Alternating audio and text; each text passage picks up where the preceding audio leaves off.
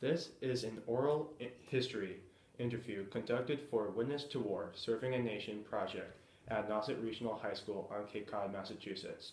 For the sake of this interview, please state your full name and community in which you reside. My name is Silva, and I live in the town of Norwood. All right. So our first question is, how was your childhood life in Brazil? It wasn't bad. It's definitely a different environment than here. I grew up in a very poor community. You don't see that stuff around here, but it was good. A lot of good memories. What part of Brazil did you grow up in? Down south, Santa Catarina. It's second state closest to Argentina. So I lived in an island with 43 beaches. Beautiful place. All right. How did you end up on Cape Cod? My unit is out of the Cape. My National Guard unit is out of the Cape. So, well, how do you end up on Massachusetts then? We had a family friend that lived here, and she was having some medical issues, and she needed help, so my mother was able to help her, and we all came down here. When you were a kid, what did you want to do when you grew up? I wanted to be a cop. Oh. So how's that going now? It's going good. All right. Good. All right, so our next question is, what led you to join the military? I always wanted, I don't know, it's just, I think that everybody that, or most people that join the military, it's just a natural calling. You know, it's something that always, it's always in your mind since you're a little kid.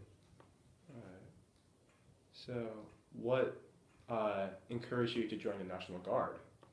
Well, so I was a parent at 17, so my daughter was born, I was a kid. By the time I had conditions of joining, I was able to join. My wife was in college, and I didn't want to, interfere on her education. So the National Guard allowed me to go away for a little bit, come back, and be able to pick up where we left off and not affect her school and her lifestyle. All right. So how did your family react when they found out that you were being deployed? Not good. Not good. Yeah, they didn't like the idea of me joining the military in the first place, coming from a different country and a different culture, and the fact that the U.S. has been in a conflict for such a long time, and I've had so many friends that have passed. They didn't take the fact that I joined well. It was just not something they accepted. And when I told them that I was deploying, it was very rough on everybody, my parents, my brothers, my wife. Because I volunteered for the deployment, which made it worse. I changed from one unit to another, so it was hard for them. And what about your kids? How did they react? My daughter was too little to, she was 4 at the time, so she was too little to understand what was going on. All right. So, what was the day-to-day life when you were in overseas? It was amazing. It's hard to explain what a day-to-day life in a war zone is. There's a very good part of it, and there's a very sad part of it, which is the distance from your family, the stress that you cause on your family. But when you're there, it's you, your brothers and sisters, and that's it. There's nothing else. So the bond you create and the amount of I don't even, it's hard to explain. The amount of chemistry you have with each other, it fulfills everything you need when you're there. So real hot and real cold at times, depends on where you were in country, but it was a good place. Who is somebody you were very close to in the war? One of my sergeants, Staff Sergeant Meehan. Your dad, Doc Marriott, took care of me a couple of times. I got hurt over there. That's nice. How did the citizens of Afghanistan react to your presence there? Some of them liked us, some of them really did not like us. So it depends, you know.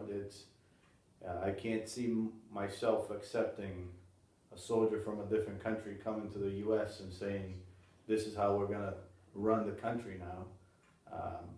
But they were in a really bad place before we got there, so it was necessary. So I kind of understand the people that didn't accept our presence, but at the end of the day, we were there for a good cause. So. Alright. Who else did you share your war experience with?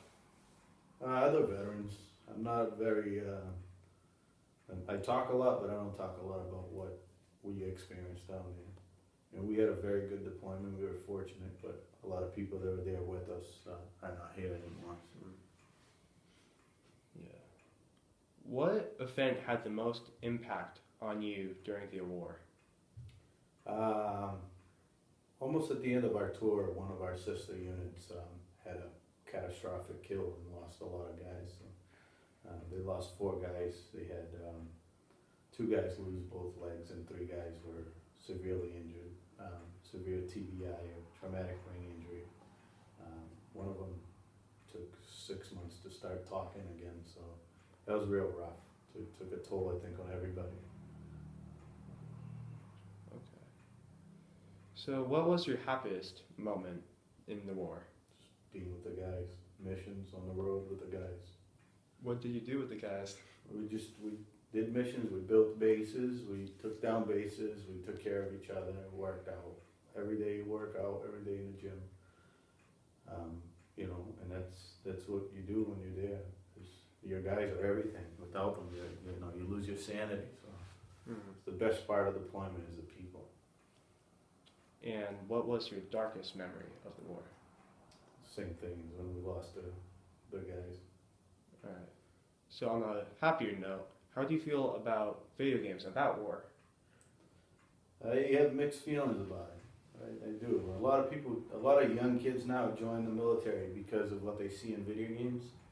And that's why you have kids that are going to war and coming back and not being able to adapt back home, because the war on the video game and the war in reality is 2 completely different things, you know. So kids play, Call of Duty and all that, and they want to go overseas and think that it's Call of Duty when, human beings are a lot harder to deal with than a TV screen. So. Do your kids want to join the military now that you have? My son is too little to have an opinion on it, but my daughter does. Oh, okay. Yeah. So if your daughter goes to, say, like a GameStop and asks for a military video game, what would you say? I'm okay with it. She's not a big fan of video games, but I'd make sure that she knows that there's certain things that you need to understand that are not anywhere close to reality. It doesn't mean you can't, get involved with it. You just can't make your life about that and think that that's if you join the military, you play Call of Duty, you join the military, that's going to be what the military is, because it's nowhere close to it. So. Do you want them to join the military? Do you encourage your daughter to join the military? I think everybody should. The military gave me a lot of, it did a lot for me, for my family. Everything I have today is thanks to the military. Part of it has to be, obviously, your moral code and ethics, but a lot of it has to do with the way the military, what they teach you and how the structure they give you and the respect for others. And, a lot of life skills that you learn that you won't learn anywhere else. Did you learn any important life skills in the military? Absolutely. Everything they teach you there has a purpose. So even the little games that they play with you, you clean rooms, you do your bed 100 times, you fix your locker. Those are all things that are very important for crisis situations where your life depends on it, but it's also important in your regular everyday life, because if you apply the techniques and the teachings from the military, you're 99% chance that you're going to be successful in whatever you do in life. Okay, so Was the military all combat, or did you guys have some fun moments? It was all fun moments. There's barely, we didn't see any heavy combat. It was all fun moments. Every time we were together, we had sad moments, but we all got back together. It's most of our time there was good. Right. What did you miss the most when you were overseas? The guys. The guys? All comes back to the guys. It's the unity, the camaraderie, everybody together. I make a joke with the guys, and it's very true. You get so close to your people there that if I was in a room with 10 of my guys that I deployed with today, and one of them farted, I'd be able to tell who did it based on the smell. Oh my. It's true. That's true. It's a fact. So are you still in touch with the guys? Yes. Yes. We do a lot of non-profit service for military veterans, and we work with guys in our unit and guys in other unit in the state, and you have to be in touch with them. I don't think human beings were meant to do things that you have to do to each other in war. So if we're not close to each other and we don't communicate, people unravel, Yes. So you gotta stay close and take care of each other. If you could go back in time, what would you do differently? Nothing. Keep everything the same? Everything the same. When was the last time you saw one of your comrades you served with? Probably last week. Who was it? One of the guys that is not in our unit anymore. It works at the VA hospital. Did everybody get along, or when were there some controversy? Oh, there's a lot of controversy. There was? Most of the people in the military have, alpha personality. So when you put a bunch of grown men and women with very stubborn personalities together, there's always controversy. Always. It's healthy though, it's good for people to have different opinions, We're not robots, so. Okay. Describe how you communicated with your family overseas. So most of the bases now, in the beginning of the war, it was all through letters. So I had a friend that deployed in 2003. I'd send him a letter. The letter would get there within 20 days, 25 days. He'd read it. He would write a letter back. By the time the postal service, the troops got the letter and sent it back to me, was 50, 55 days for us to get the letter. Now they have MWR stations in the big bases where they have a cell phone and a computer, and you can use a little bit of time to spend there. And we also bought cell phones there. So now it's expensive. I spent probably about $200 a month, a little bit more than that on cell phones, plus the internet, because the contractors would sell out internet. So you'd be able to call and text home. Right. How often did you communicate with your family? I try to do it every 2 to 3 days. Some days were rough, so we didn't really, there's no point in calling home when you have a bad day, so. But you try to do it as often as you can. That was my case. Describe what happened when you came home. What do you mean? Describe how your family reacted to you. Family reacted good. We were all happy that I was home. When soldiers come home, the initial reaction is great, and then you got to do an aftershock, so you got to do an aftercare with that person. So I came home and I had, a couple of things that I had to work out. When you're in a combat zone, your behavior is different than on civilized society back home, so you get very your alpha personality goes through the roof. You get very demanding, you get very aggressive, because you're dealing with people that are not necessarily complying with what you have to say. So when you get back home, you have to adapt your aggressiveness to your family and tone it down, and it's very hard to do that. Yeah, so was it hard to adjust going back from like war, hospitality with all the guys, and then coming back to family life? Was that hard to The adjust? family life itself, no. The way you address things, yes, because it's not the same. So that in the military, you are taught to know your place, do what you're supposed to do, when you're supposed to do it, how you're supposed to do it, and then you come home and people in civilian side don't necessarily have those same standards. So it's hard for you to accept that when you've been, in a place where that's what kept you alive every time you went outside the wire, every time you went out into the world, So when you come home, some people don't even realize their aggression and their stance towards family, which causes a lot of problems. In my case, I was, it took me about 6 months and a couple of dealings with the police, and then I realized that I had to work on it, and we did. Did you ever go back to Afghanistan? Did I? No. Would I? Yes. About how long were you in Afghanistan? 9 months and 3 weeks. What was the weather like there? Depends on where you were. So our main base was warm, very warm. Traveled 2 hours south, it was even warmer. You traveled through 2 hours north in the winter, you had snow.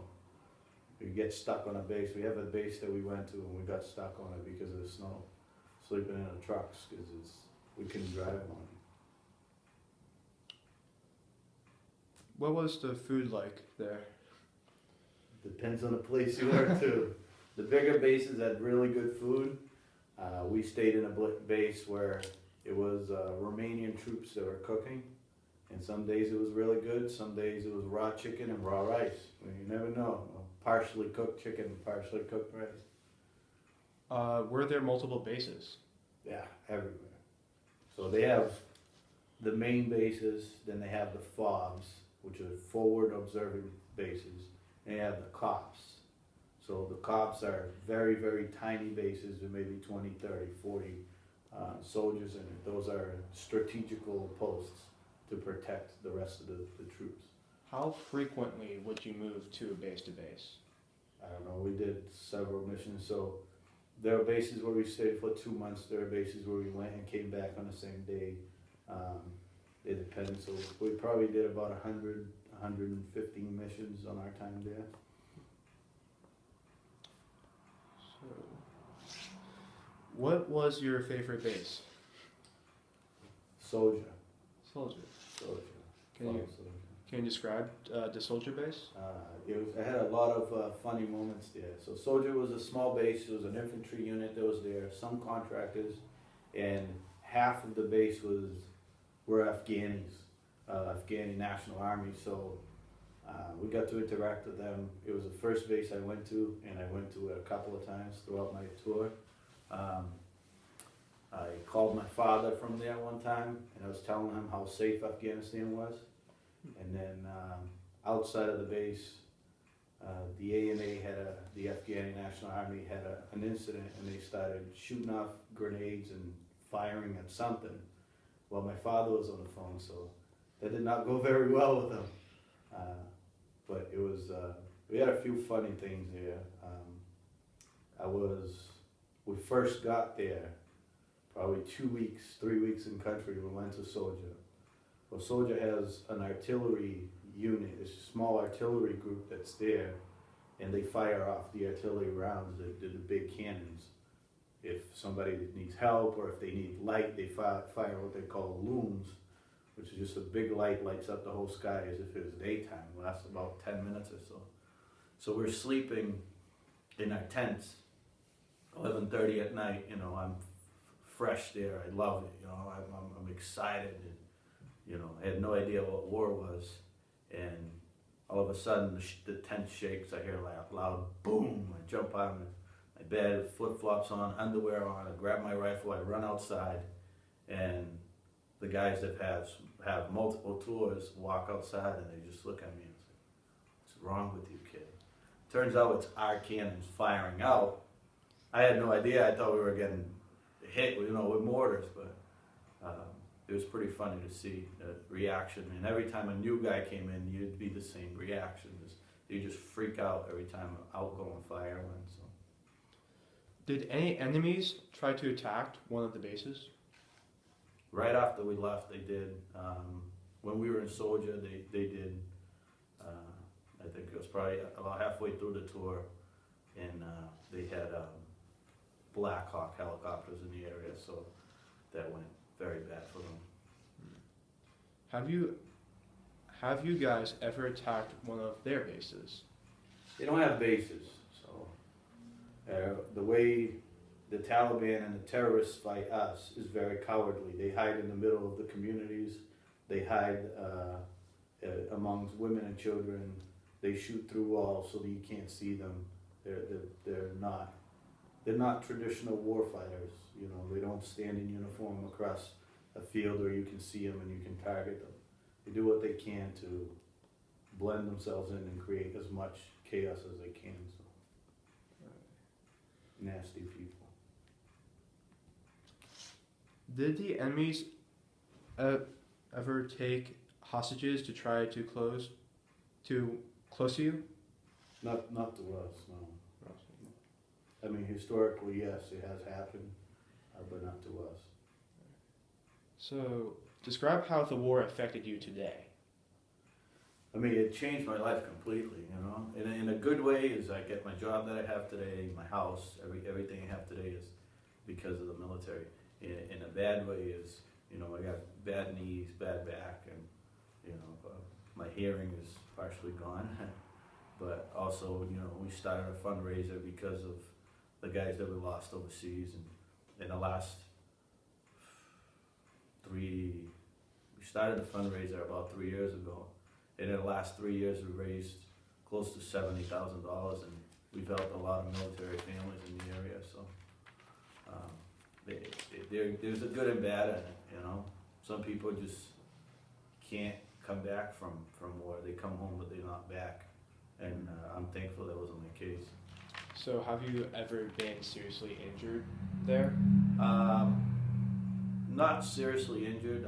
I hurt my back and my knees when just, normal, I don't know how it happened, but just, you're carrying a lot of weight around, you're jumping from trucks to the ground, from Escalals to the ground, you're carrying about 60 pounds, 70 pounds worth of equipment on you.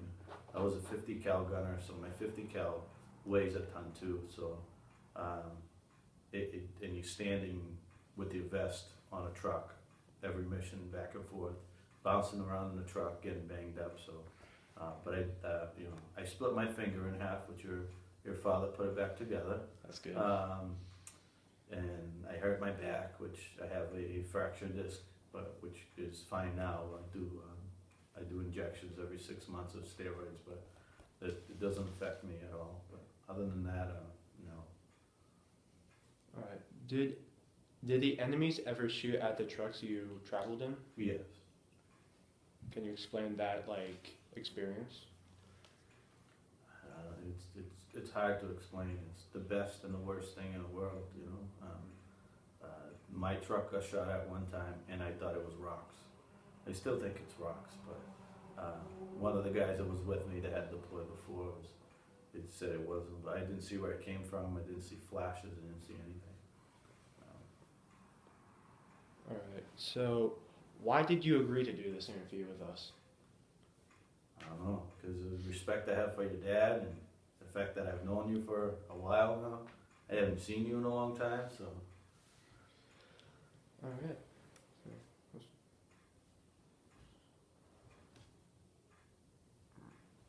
So,